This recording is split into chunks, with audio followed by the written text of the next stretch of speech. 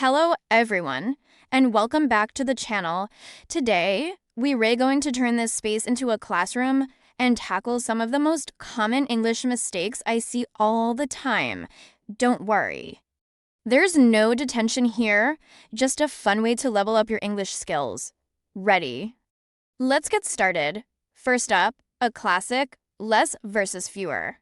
I hear people say things like, there are less people in the park today. But here's the rule. If you can count it, you use fewer. So, since you can count people, the correct way to say it is, there are fewer people in the park today. You would use less for things you can't count, like I have less time or there's less water in the bottle. So, fewer countable items, less for uncountable stuff.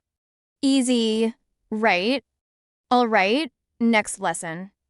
Let's talk about who and whom. This one trips up even native speakers. Who is used for the subject of a sentence, the person doing the action. For example, who is going to the party? Who is the one going?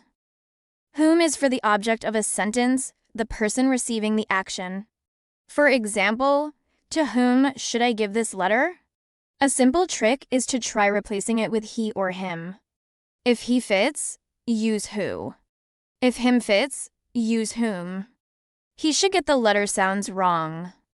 Give the letter to him sounds right. So, you use whom. Moving on to another tricky pair, affect and effect. Affect with an A is usually a verb. It means to influence or change something. For instance, the rain will affect our plans. It's an action. Effect with an E is usually a noun. It's the result of a change. For example, the special effects in the movie were amazing, or the new law will have a positive effect. So, remember, A for action, E for end result. Let's do one more that's super common. The difference between IE and EG. They look similar, but they mean different things. E.g. stands for the Latin phrase exempli gratia, which means for example. You use it to give one or more examples. Like, I love citrus fruits, e.g., oranges and lemons.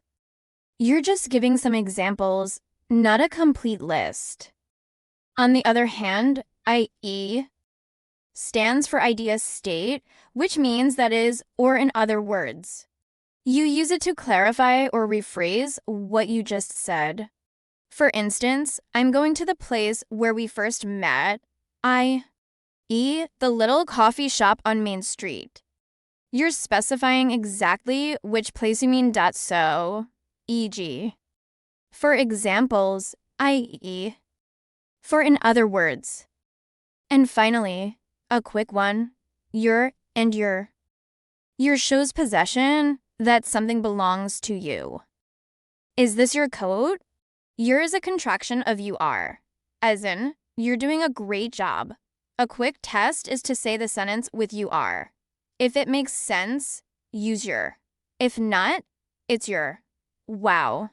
Class flew by today. We covered fewer versus less, who versus whom, affect versus effect. IBE versus EG, and your versus your.